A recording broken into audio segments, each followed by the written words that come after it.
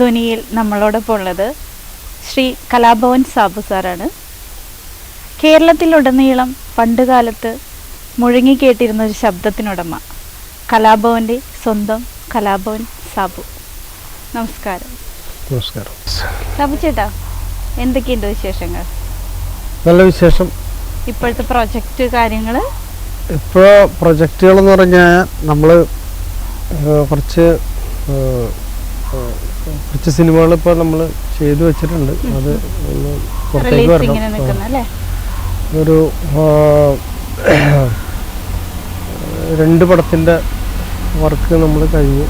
അത് ഒരെണ്ണം ഞാൻ തന്നെ മ്യൂസിക് ചെയ്ത് ഞാനും എൻ്റെ ഭാര്യയും കൂടി പാടിയിട്ടുള്ളൊരു പാട്ടാണ് വരാറുണ്ട്. അപ്പോൾ ഈ നമ്മുടെ പ്രൊജക്റ്റ് 1-2 പ്രൊജക്റ്റുകൾ ഇപ്പോൾ റീസെൻ്റ് ചെയ്ത് കഴിഞ്ഞു. അത് വരാനുണ്ട്. അത് 2 സിനിമയുടെ ഒരു വർക്കാണ്. ഒരെണ്ണം ഒരു ബാബു പില്ലേലി എന്ന് പറഞ്ഞൊരു മ്യൂസിക് ഡയറക്ടർ ചെയ്ത ഒരു വർക്ക്. അതിൽ ഞങ്ങൾ കുറച്ച് ഗായകർ പാടുന്നുണ്ട്. അതിൻ്റെ ഞാനും എൻ്റെ ഒരു പോർഷൻ ഉണ്ട്. പിന്നെ വേറൊരു വർക്ക് എന്ന് പറഞ്ഞാൽ അത് എൻ്റെ സംഗീതം ഞാൻ തന്നെ ചെയ്തിരിക്കുന്നത്. അത് പാടിയിരിക്കുന്നത് ഞാനും എൻ്റെ വൈഫും കൂടിയാണ് പാടിയിരിക്കുന്നത്. അത് വരാനിരിക്കുന്നുള്ളൂ. അതൊക്കെയാണ് പുതിയതായിട്ട് തീർച്ചയായിട്ടും. ഇനി സാബുചേട്ടൻ്റെ പഴയ കാലത്തിലേക്ക് ഒന്ന് പോയാലോ? കുട്ടിക്കാലം മുതൽ സാബുചേട്ടൻ്റെ ഇതുവരെയുള്ള കാര്യങ്ങളൊന്ന് പ്രേക്ഷകർക്ക് പറഞ്ഞു കൊടുക്കുന്നതിൽ എന്തെങ്കിലും? ഒരുപാട് സന്തോഷമുണ്ട്. കാരണം എൻ്റെ കലാജീവിതം ആരംഭിക്കുന്നത് വളരെ ചെറിയ പ്രായത്തിൽ. ഞാൻ സ്കൂളിൽ പഠിച്ചു തുടങ്ങുന്ന സമയത്ത് തന്നെ ഞാൻ കേരളത്തിലെ ഏറ്റവും വലിയ, ഇപ്പോഴും വലിയ പേരെടുത്ത ട്രൂപ്പായ കലാഭവനിൽ ഞാൻ എത്തിപ്പെട്ടു. അതെ, സന്തോഷം. അപ്പോൾ ഞാൻ എൻ്റെ വളരെ ചെറിയ പ്രായത്തിൽ, എനിക്ക് തോന്നുന്നത് ഞാൻ 6-ാം ക്ലാസ്സിൽ 5-ാം ക്ലാസ്സിൽ പഠിക്കുന്ന സമയത്ത്, ആ സമയത്താണ് ഞാൻ ആദ്യമായി കലാഭവനിൽ പാട്ട് പഠിക്കാൻ വേണ്ടി എൻ്റെ സ്കൂളിൽ അധ്യാപകർ കൊണ്ട് ചേർത്തത്. അപ്പോൾ അവിടെ ഞാൻ അവിടെ പാട്ട് പഠിക്കാൻ ചെന്നപ്പോൾ അവിടുത്തെ അച്ഛൻ ആബേലച്ഛൻ എൻ്റെ പാട്ട് കേട്ട ഉടനെ അദ്ദേഹം പറഞ്ഞു, നമ്മളെ ബാലഗാനമേളയിൽ സാബു പാടത്തെ എന്ന് പറഞ്ഞപ്പോൾ അന്ന് ഞാൻ വളരെ തീരെ ചെറുതാണ്. എൻ്റെ ശബ്ദം പെണ്ണിൻ്റെ ശബ്ദമാണ്. അപ്പോൾ പെണ്ണിൻ്റെ പാട്ട്, ഫീമെയിൽ സോങ്സാണ് ഞാൻ കൂടുതലും പാടുന്നത്. അങ്ങനെ ആ ഒരു ജേർണി കുറേ പോയി. അതായത് ഒരു കുറേ അധികം സ്റ്റേജുകൾ, കലാഭവൻ്റെ ബാനറിൽ ജൂനിയർ ട്രൂപ്പ്, ആ കാലഘട്ടത്തിൽ നമ്മൾ ഹിറ്റായിരുന്ന കുറേ പാട്ടുകൾ, ജാനകിയമ്മയുടെയും വാണി ജയറാമിൻ്റെ ഒക്കെ കുറേ പാട്ടുകൾ കുറേ വേദികളിൽ പാടി. അന്ന് പാടിയത് ആ സമയത്തൊക്കെയുള്ള പാട്ട് ഉണ്ണിയാരാരിരു തങ്കമാരാരിരു, അങ്ങനെ പിന്നെ നിഴലാ ഒഴുകി വരും ഞാൻ, അങ്ങനെയുള്ള ആ സമയത്തുള്ള ഹിറ്റുകൾ. അതൊക്കെ ഞാനൊരു 8-ാം ക്ലാസ് വരെ ഞാൻ 8-ാം ക്ലാസ് കഴിഞ്ഞതിന് ശേഷം പിന്നീട് എനിക്ക് ശബ്ദം, കാരണം അത് നമ്മുടെ ഈ നമ്മുടെ ടീനേജ് സമയം, ആ സമയം വരുമ്പോൾ നമ്മളാകെ ഒരു പാനിക് ഒരു സമയമായിരുന്നു. നമ്മൾ രണ്ടും അല്ലാത്ത അങ്ങനെ കുറേ നാൾ എൻ്റെ സംഗീതത്തിൻ്റെ പാട്ടുകളൊക്കെ. പിന്നെ ഞാൻ 2ാമത് പാടുന്ന 10-ാം ക്ലാസ് ഒക്കെ ആയപ്പോൾ, 10-ാം ക്ലാസ് ആയപ്പോഴും ശരിയായിട്ടില്ല. എന്നാലും നമ്മൾ പിന്നെ നമ്മുടെ ഉള്ളിൽ നമുക്ക് പാട്ടിനോടുള്ള ഇഷ്ടമുണ്ട്. അത് കാരണം ഞാൻ പാടിക്കൊണ്ടിരിക്കും. പക്ഷെ പ്രോഗ്രാമിനൊന്നും പോകില്ല. ഞാൻ കലാഭവനിൽ നിന്ന് അങ്ങനെ കുറച്ച് ബ്രേക്ക് എടുത്തു. എൻ്റെ ആദ്യത്തെ ഗുരു, ഞാൻ കലാഭവനിൽ പഠിക്കാൻ നേരത്തെ എൻ്റെ ഒരു ശാന്തകുമാരി ടീച്ചറായിരുന്നു. ശാന്തകുമാരി, അത് കലാഭവനിൽ ഞാൻ പഠിക്കാൻ, എന്നെ ലളിതഗാനം പഠിക്കാൻ വേണ്ടി. അതിനുശേഷമാണ് ഞാൻ പിന്നെ കർണാടക സംഗീതം പഠിക്കാൻ വേണ്ടി അച്ഛൻ തന്നെ എന്നെ മുൻകൈ എടുത്ത് അവിടെ മറ്റേ നടേശ മാഷ് ഉണ്ടായിരുന്നു, പിന്നെ കേരളവർമ്മ സാറുണ്ടായിരുന്നു. ഏറ്റവും ഒടുവിൽ എന്നെ കൊണ്ടെടുത്തിച്ചത് KK ആൻ്റണി മാസ്റ്റർ. അദ്ദേഹത്തിൻ്റെ അടുത്തുള്ള എൻ്റെ പഠനമാണ് എന്നെ ഞാനാക്കിയത്. അതായത് എൻ്റെ വളർച്ചയിൽ വലിയൊരു സ്വാധീനം, ഞാനിങ്ങനെ ഒരു ഗായകനിലേക്ക് മാറാനുള്ള വലിയൊരു സ്വാധീനം ചെലുത്തിയത് മാസ്റ്റർ KK ആൻ്റണി മാസ്റ്റർ. അപ്പോൾ ആ സമയത്താണ് ഞാൻ കലാഭവൻ്റെ ഗാനമേള ട്രൂപ്പിൽ, മെയിൻ ഗാനമേള ട്രൂപ്പിൽ ഞാൻ ജോയിൻ ചെയ്തു. അതായത് ഞാൻ എൻ്റെ കോളേജ് വിദ്യാഭ്യാസം സമയം അതൊക്കെ കഴിഞ്ഞ്, കോളേജ് ഞാൻ SH കോളേജിലാണ്, തേവര കോളേജിലാണ്. അതെ, സ്കൂള് കഴിഞ്ഞ് SNDP സ്കൂൾ കഴിഞ്ഞിട്ട് Udayamperoor SNDP school, high school, primary school Patel memorial school, തെക്കൻ പറവൂർ.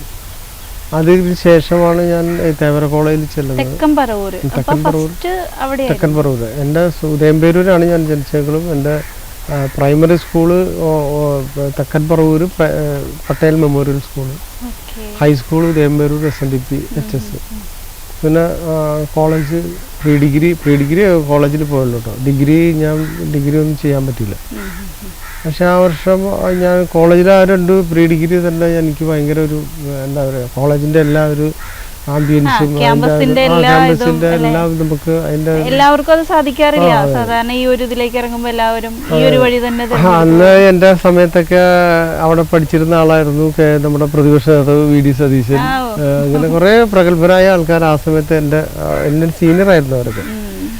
അപ്പം അതൊക്കെ വളരെ ഒരു നല്ലൊരു ഓർമ്മകളാണ്. പിന്നെ ആ സമയത്താണ് ഞാൻ പാടുന്നുണ്ടെങ്കിലും കലാഭവനിൽ വീണ്ടും അതിനുശേഷം ഞാൻ IT എനിക്ക് നമ്മൾ കല കൊണ്ട് ജീവിക്കാൻ പറ്റില്ല. അപ്പോൾ എന്തെങ്കിലും തൊഴിൽ പഠിക്കണമെന്ന് വെച്ചാൽ നമ്മൾ IT ഒരു തൊഴിൽ പഠിക്കണം. അപ്പോൾ ITI ഗവൺമെൻറ് ITIയിൽ ഞാൻ 3 ടർണർ സെക്ഷനുണ്ട് ട്രേഡ്, അതിൽ ഞാൻ കുറച്ച്. പക്ഷേ അന്ന് ഈ ചേർന്നത് മാത്രമേ ഉള്ളൂ. എനിക്ക് ആ സമയത്താണ് ഞാൻ കലാഭവനിൽ ചേർന്നത്. അപ്പോൾ ഈ രണ്ടും കൂടി എനിക്ക് ഞാൻ പഠിച്ചു എന്ന് മാത്രമേ ഉള്ളൂ. അവസരം ഞാൻ പകുതി വഴിക്ക് ഞാൻ എൻ്റെ ITI ജീവിതം ഉപേക്ഷിച്ചു. അത് നമ്മൾ തിരിച്ചറിയണ ഒരു സമയമുണ്ട്. ആ സമയത്താണ് ഞാൻ വിദേശ യാത്രകളടക്കം ഒരുപാട് പരിപാടികൾ വെച്ചിട്ടുണ്ടെങ്കിൽ മിക്കവാറും എല്ലാ ദിവസവും ആ സമയത്ത് പ്രോഗ്രാമുണ്ട്. കാരണം കേരളത്തിലെ നമ്പർ 1 ട്രൂപ്പ് കലാഭവൻ, അതിനകത്ത് മെയിൻ ഗായകൻ ഞാൻ തന്നെ. അപ്പോൾ എനിക്ക് അവിടുന്ന് മാറി നിൽക്കാൻ പറ്റില്ല. അങ്ങനെ ഒരു 86 തൊട്ട് ഒരു 88 വരെ കലാഭവൻ്റെ മെയിൻ ഗായകനായിട്ട് 2-3 സീസൺ അവിടെ ഫുൾ ഫ്ലഡ്ജ്. കാരണം ആ സമയത്താണ് എൻ്റെ വിദേശ പരിപാടി, ആദ്യത്തെ ഗൾഫ് പരിപാടി. ആ സമയത്ത് എന്നോടൊപ്പം ഉള്ള ജയറാം, സൈനുദ്ദീൻ, അങ്ങനെ ആ ടീം, പ്രസാദ് ഒക്കെയുള്ള ഒരു എന്താ ഇപ്പോഴത്തെ പിൽക്കാലത്ത് താരങ്ങളായി മാറിയ എല്ലാവരും എൻ്റെ കൂടെ ഉണ്ടായിരുന്നു. പിന്നെ അത് ഭയങ്കര ഭാഗ്യം. നമുക്ക് പിന്നീട് തിരിച്ചു നോക്കുമ്പോൾ അവരൊക്കെ അവരുടെ കൂടെയൊക്കെ അങ്ങനെ കോണ്ടാക്ട്സ്. ഇപ്പോൾ എല്ലാവരും ഓരോരുടെ തിരക്കുകളാണ്. പിന്നെ അവരാരും നമ്മളെ ഇങ്ങനെ മാറ്റി നിർത്തി അങ്ങനെ ഒന്നും ചെയ്തിട്ടില്ല. നമ്മൾ കാണുമ്പോൾ എപ്പോഴും നമ്മളോട് വളരെ സൗഹൃദമായിട്ട് പെരുമാറും.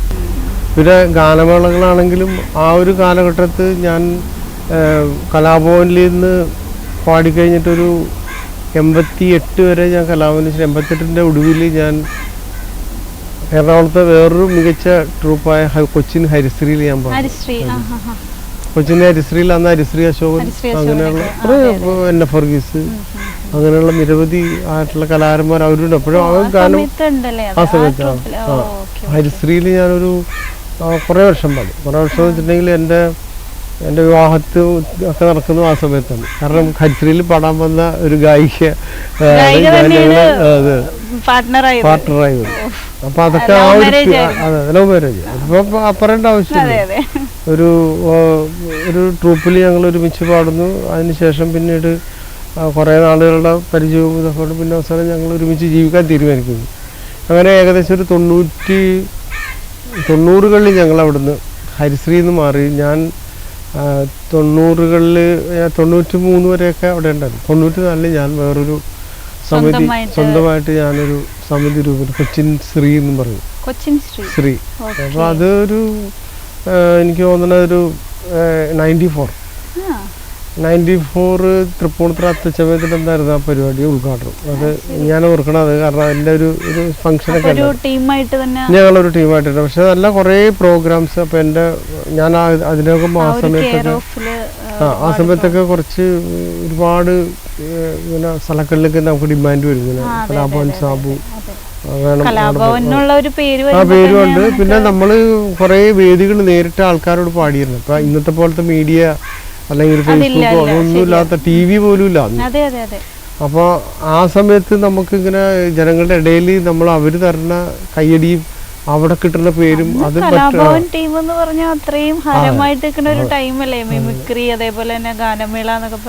അതെ ആ ഒരു ഫെയിമിൽ നമുക്ക് കിട്ടുന്ന ഒരു സപ്പോർട്ട് ഉണ്ടല്ലോ. അത് എനിക്ക് വളരെ കുറേ വേദികൾ എനിക്ക് തന്നു. കാരണം കേരളത്തിൽ അങ്ങോളം ഇങ്ങോളം പിന്നെ വിദേശങ്ങളിലൊക്കെ നിരവധി പരിപാടികൾ അത് എൻ്റെ പേരിൽ, കലാഭവൻ സാബുവിൻ്റെ പേരിൽ ഞാൻ അങ്ങനെ കുറേ പ്രോഗ്രാം ചെയ്തു. എന്നോട് ആ സമയത്ത് എൻ്റെ വളരെ അടുത്ത സുഹൃത്തുക്കൾ നീ അന്ന് ഈ സിനിമയുടെ വർക്ക് മുഴുവൻ ചെയ്യുന്നത് ചെന്നൈയിലാണ്, നമ്മുടെ നാട്ടിൽ. അപ്പോൾ ചെന്നൈയിൽ പോയി കുറച്ച് നാൾ നിൽക്കും, നീ അവിടെ നിൽക്കണം, അല്ലാണ്ട് ഇവിടെ വന്ന് നമ്മൾ ഈ ഗാനമേളയും ഇതൊന്നുമില്ല. സിനിമയിൽ പാടണമെന്നുണ്ടെങ്കിൽ അവിടെ പോയി നിൽക്കണം. അങ്ങനെ ഞാൻ ഒരു പ്രാവശ്യം അവിടെ പോയിട്ട് എൻ്റെ ഒരു സുഹൃത്ത് വിളിച്ചുകൊണ്ട് പോയിട്ട് ഞാൻ അങ്ങനെയാണ് ആദ്യമായിട്ട് ഒരു സിനിമയിൽ അനിയത്തിപ്രാവ് എന്ന് പറഞ്ഞ സിനിമയിൽ പാടും. അത് പക്ഷെ അതൊരു ഫുൾ സോങ് കിട്ടിയില്ല.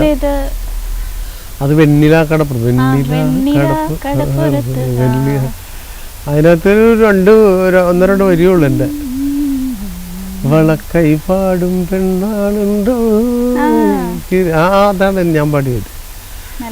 ഇപ്പം ലാസ്റ്റാണ് എനിക്ക് കുറേ നാടകങ്ങൾക്ക്, അതെന്ന് എനിക്കൊരു 100 കണക്കിന് നാടകങ്ങൾക്ക് പാടിയതിന് ശേഷം ഈ കഴിഞ്ഞ 2 വർഷം മുമ്പാണ് എനിക്കൊരു സംസ്ഥാന അവാർഡ് കിട്ടുന്നത്, മികച്ച ഗായകനുള്ള ഒരു 2021 ഗായകന്റെ അവാർഡ്, സംസ്ഥാന അവാർഡ്. അതെനിക്ക് തോന്നുന്ന ഞാൻ അതിനു മുമ്പ് എനിക്ക് തോന്നുന്ന ഒരു 100 കണക്കിന് പാട്ട്, എനിക്ക് തോന്നുന്ന 100-500 പാട്ടിൽ മേലെങ്കിലും ഞാൻ പാടിയിട്ടുണ്ടാവും.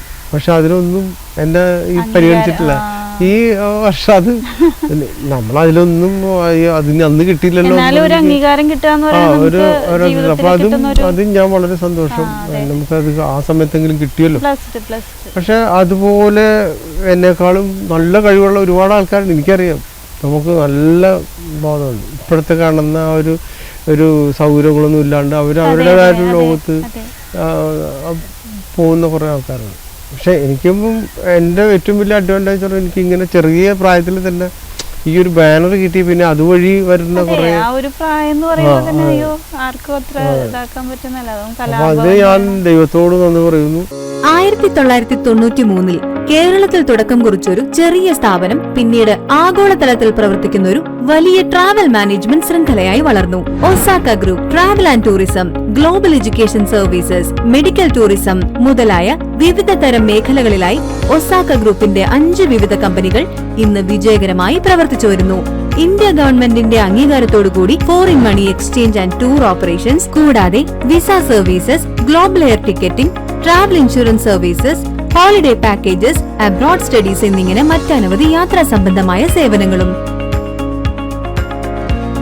എനിക്ക് ഏറ്റവും വെച്ചാൽ നമ്മുടെ ഈ കുർബാനയിൽ പാട്ട് കുർബാന, ക്രിസ്ത്യൻ്റെ പാട്ട് കുർബാന, ഈ സീറോ മലബാറിൻ്റെ ഒരു 20-25-30 കൊല്ലം മുമ്പ് മാറി. അതാ ആദ്യം പാടിയത് ഞാനും മിൻമിനിയും കൂടിയാണ് പാടിയത്. പക്ഷെ അതെൻ്റെ കയ്യിലില്ല. എനിക്ക് ഈ അടുത്താണ് എൻ്റെ ഒരു ടേപ്പ്, അത് അന്ന് കാസറ്റിൽ ചെയ്തതാണ്. അതിൻ്റെ ഒരു ടേപ്പ് CD-ലാക്കിയിട്ട് എനിക്ക് ഒരാൾ കൊണ്ടുവന്നു. അതൊക്കെ ഒരു റെക്കോർഡാണ് ശരിക്കും.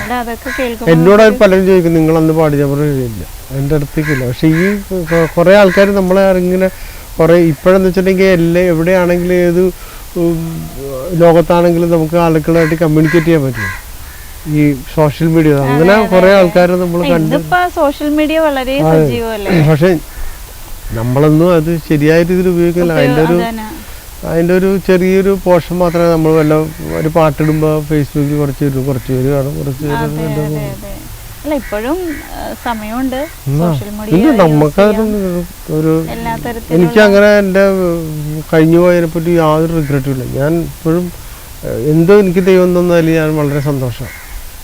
എനിക്കത് കിട്ടിയില്ല എന്നും പറഞ്ഞ് ഒരു നിരാശയില്ല. കാര്യം കിട്ടാത്തത് വേറെ എന്തെങ്കിലും കാരണം കൊണ്ടായിരിക്കും. അതിപ്പോ നമ്മള് എല്ലാം നമുക്ക് സൗഭാഗ്യം കിട്ടിയില്ലേ, അത് തന്നെ നമ്മളത് അതാണ് അത്ര അവരുടെ പേര് അവരുടെ കൂടെ യാത്ര ചെയ്യുക, അവരുടെ കൂടെ സംഗീതം കൊണ്ട് യാത്ര ചെയ്യുക, അതിൽപ്പരം വേറെ എന്താ. പിന്നെ നമ്മള് ഇപ്പോ നമ്മുടെ ഇൻഡസ്ട്രിയിലാണെങ്കിൽ നമ്മൾ അറിയില്ലാത്ത ആൾക്കാരില്ല, പേര് പറഞ്ഞു കഴിഞ്ഞാൽ നമ്മളങ്ങനെ കൂടുതൽ അച്ചീവ്മെൻറ്റ്സ് ചോദിച്ചാൽ ചിലപ്പോൾ ഒന്നും പറയാൻ അങ്ങനെ ഇതൊരു പാട്ട് സിനിമ ഏത് പാട്ടാണ് പാടിയതെന്ന് ചോദിച്ചാൽ ചിലപ്പോൾ എൻ്റെ അടുത്ത് ഇന്ന പാട്ട് എൻ്റെ ഇന്ന വശം മാത്രമേ ഞാൻ പാടിയിട്ടുള്ളൂ എന്നൊക്കെ പറയാൻ പറ്റുള്ളൂ. ഇപ്പം ഇതിനൊക്കെ മാറ്റം വന്നു. ഇപ്പോൾ ഞാൻ ഈ അടുത്ത് എനിക്ക് സ്വതന്ത്രമായിട്ട് ഞാൻ കുറച്ച് പാട്ടുകൾ സംഗീതം ചെയ്തു. കാരണം കുറേ ഗുരുക്കന്മാരുടെ കൂടെ യാത്ര ചെയ്തതിൻ്റെ ഒരു പരിചയം ഉണ്ടല്ലോ, അതാണ്. അല്ലാണ്ട് ഞാൻ സ്വന്തമായിട്ട് അവരുടെ അനുഗ്രഹം കൊണ്ട് കുറേ ഇപ്പോൾ ഈ മാഷയുടെ മാഷക്ക് അവാർഡ് ലാസ്റ്റ് കിട്ടിയ ഭയാനകം എന്ന് പറഞ്ഞ പടത്തിലാണ് അർജുന മാഷ്. അത് ജയരാജ് സംവിധാനം ചെയ്ത ഭയാനകം. ആ സംഗീതത്തിൻ്റെ മുഴുവൻ അതിൻ്റെ വെൽ ടു സെറ്റ് ഞാനുണ്ടായിരുന്നു മാഷോടൊപ്പം. മാഷിൻ്റെ അതിൻ്റെ കോമ്പോസിഷൻ, അതിൻ്റെ തമ്പി സാറായിരുന്നു അതിൻ്റെ വരികൾ എഴുതി ശ്രീകുമാരൻ. അപ്പോൾ അവരോടൊപ്പം നമ്മളിങ്ങനെ ദിവസങ്ങൾ അവരോടൊപ്പം അവരുടെ കൂടെ ഇരുന്ന് പാട്ട് ഉണ്ടാക്കുക. അപ്പോൾ അതിൽ നിന്ന് കുറേ കാര്യങ്ങൾ നമുക്ക് കിട്ടും. എൻ്റെ അച്ഛൻ മരിച്ച സമയത്തൊക്കെ മാഷ് വയ്യാണ്ടിരുന്നിട്ടും അച്ഛൻ മരിച്ച സമയത്ത് വീട്ടിൽ വന്നു. കുറേ ആൾക്കാർ പോലെ എൻ്റെ ഗുരുനാഥൻ ജയവിജയ മരിച്ചു, ഈ അടുത്ത് മരിച്ചു. അതുപോലെ വിദ്യാരംഭ മാഷ്, ഇവരൊക്കെ അവിടെ എൻ്റെ വീട്ടിൽ വന്ന് അച്ഛൻ്റെ ഇതൊക്കെ വന്ന് പങ്കെടുക്കും.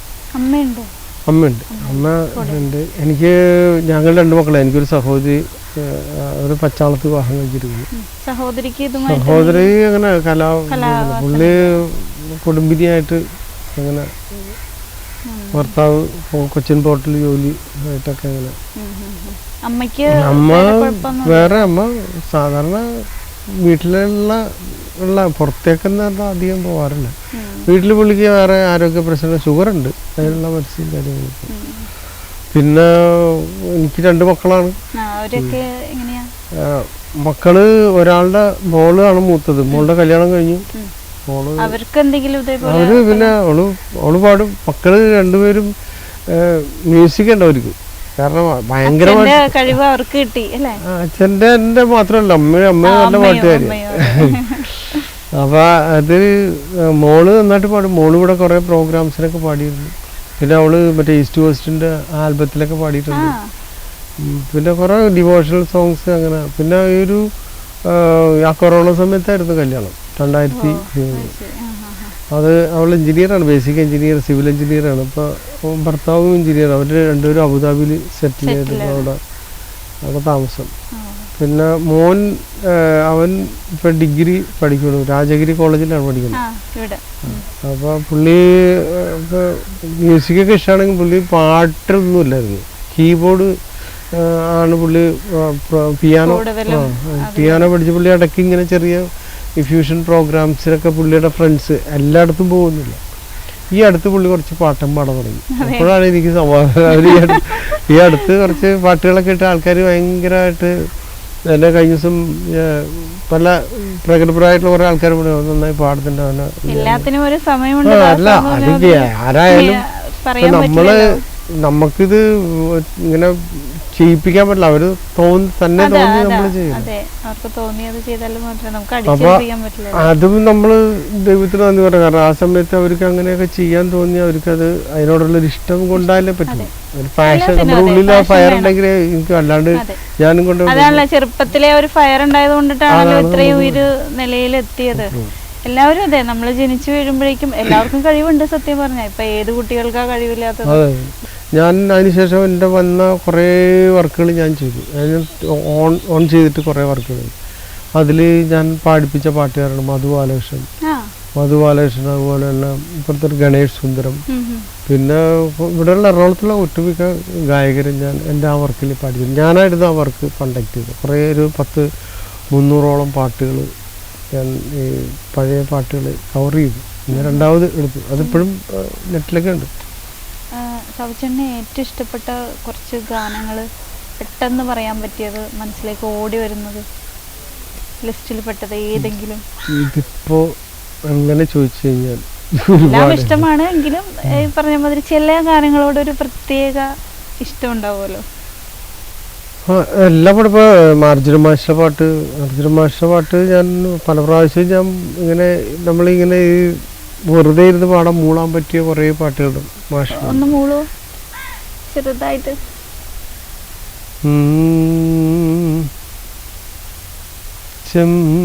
ചെമ്പകത്തൈകൾ പൂത്ത മാനത്ത് പൊന്നമ്പിളി ചുംബനം കൊള്ളാനൊരുങ്ങി, അമ്പിളി പൊന്നമ്പിളി ചുംബനം കൊള്ളാനൊരുങ്ങി,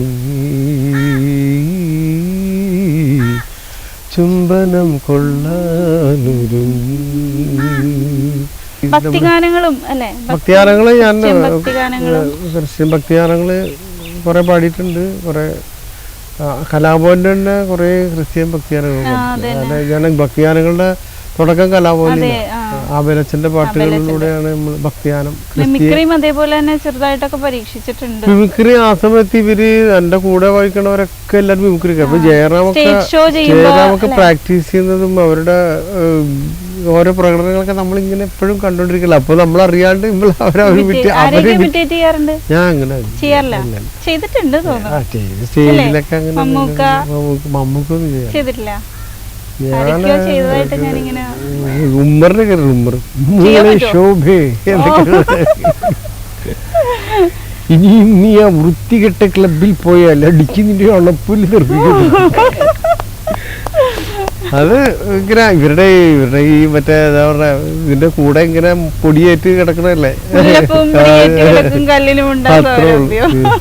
ഇനിയും ഇതേപോലുള്ള ഒരുപാട് സിനിമകളൊക്കെ കിട്ടി, അംഗീകാരങ്ങളൊക്കെ കിട്ടി.